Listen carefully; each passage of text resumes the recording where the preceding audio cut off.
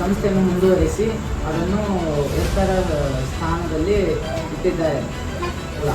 So ಅಲ್ಲಿ ಅವರು ಕೊಡ್ತಾ ಇರೋದು free education, free health care ಮತ್ತು ಫ್ರೀ ನ್ಯೂಟ್ರಿಷನ್.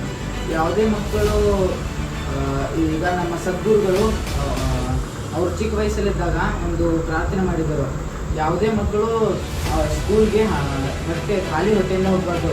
ಅವರು ದೊಡ್ಡವರು ಬೆಳೆದಾದ್ಮೇಲೆ ಸತ್ಯಸಾಯಿ ಇನ್ಸ್ಟಿಟ್ಯೂಷನ್ಗೆ ಸೇರಿ ಅವರೇ ಸತ್ಯಸಾಯಿ ಶಿಷ್ಯರಾಗಿ ಮುಂದೆ ಅವರೇ ಈ